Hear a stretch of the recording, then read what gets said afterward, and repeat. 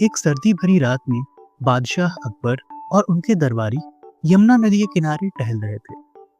ठंडी हवा चल रही थी और पानी बर्फ जैसा ठंडा था। अकबर ने बीरबल से कहा, बीरबल, क्या कोई व्यक्ति इस ठंडे पानी में पूरी रात खड़ा रह सकता है? बीरबल ने उत्तर दिया, जहां बना, मुझे लगता है कि यह बिल्कुल संभव है कि कोई व्यक्ति इस ठंडे पानी में पूरी रात खड़ा रह सकता है। अकबर ने चुनौती देते हुए कहा, यदि कोई व्यक्ति ऐसा कर सके तो मैं उसे इनाम दूंगा।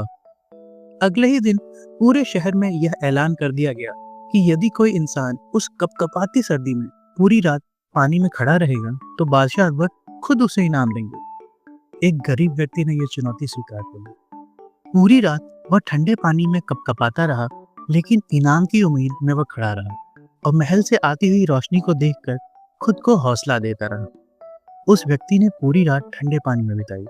सुबह होने पर अकबर ने उससे पूछा, तुम पूरी रात इतने ठंडे पानी में कैसे खड़े रहे?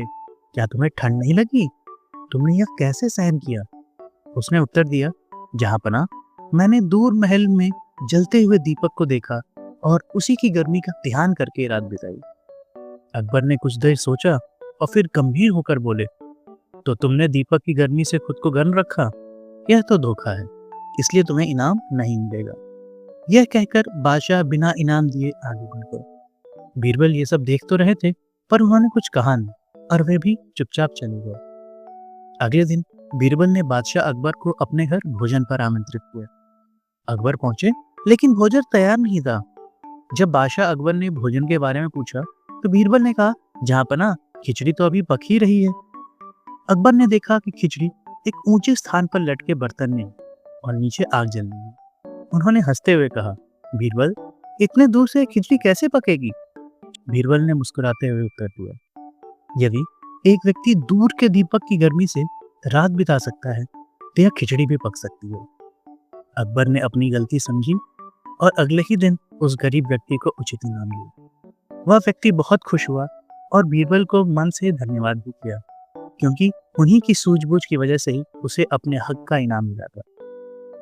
इस कहानी से हमें यह सीख मिलती है कि यदि हम अपनी सोच को ही सही मानेंगे तो फिर दूसरे के विचार और दृष्टिकोण को नहीं समझ पाएंगे। यदि हम सही फैसले पे पहुंचना चाहते हैं तो हमें दूसरों के विचार और दृष्टिकोण को भी जानना चाहिए और तभी हम सही फैसले पे पहुंच सकते हैं। उम्मीद है आपको यह कहानी पसंद आई होगी। कथाकार चैनल की प्रत्येक कहानी में छुपा है एक नया संदेश, एक नई सीख और ढेर सारी मनोरंजन की बातें। अगर आपको कहानियां सुनना पसंद है तो हमारे चैनल को सब्सक्राइब करें और सफर करें अद्भुत कहानियों की दुनिया में। आप हमें कमेंट में बताएं कि अगली कहानी कौन सी होनी चाहिए। मिलते हैं अगली कहानी में, तब तक के लिए नमस्कार।